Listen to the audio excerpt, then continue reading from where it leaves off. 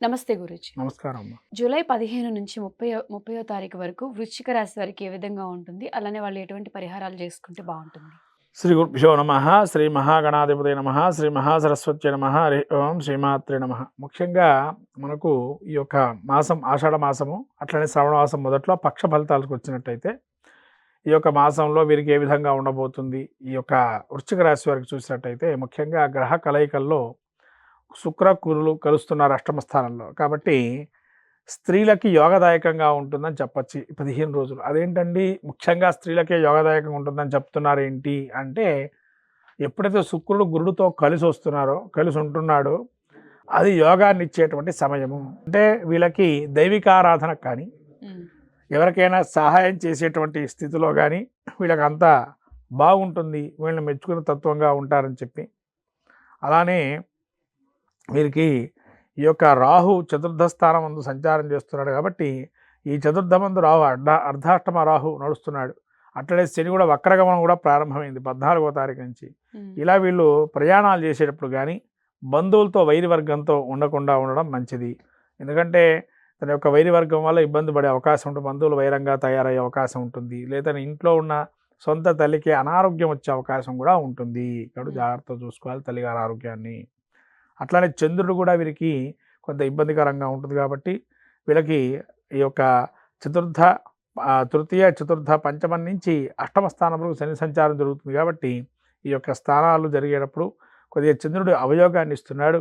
ఒక యోగాన్ని సప్తమ స్థానంలో మాత్రమే, అంటే ఈ సప్తమ స్థానంలోకి వచ్చినప్పుడే యోగాన్ని ఇస్తున్నాడు. అది కూడా 2 రోజులే ఉంటుంది ఆ యోగం. మిగతా రోజులన్నీ కూడా పక్షం రోజులో 2 రోజులు వీళ్ళకి బాగుంటాయి, మిగతా అన్ని రోజులు అవయోగాన్ని ఇస్తున్నాయి. కాబట్టి ఈ పక్షం రోజుల్లో ముఖ్యంగా బుధుడు కూడా వక్రగమనంలో ఉన్నాడు.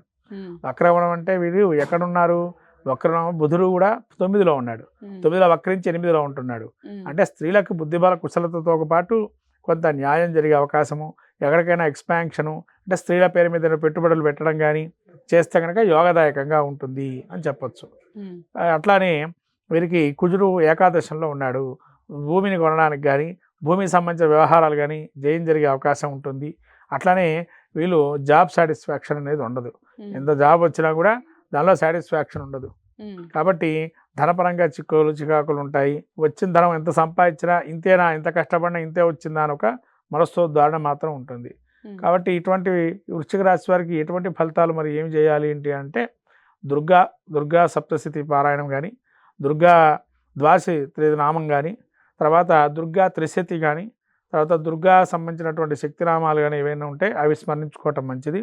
అట్లనే వెంకటేశ్వర స్వామి విష్ణుమాయా స్వరూపం కాబట్టి విష్ణుమాయ క్షేత్రాలు మనకు కేరళలో ఉంది, విష్ణుమాయా క్షేత్రం దర్శనం చేసుకోవటం మంచిది.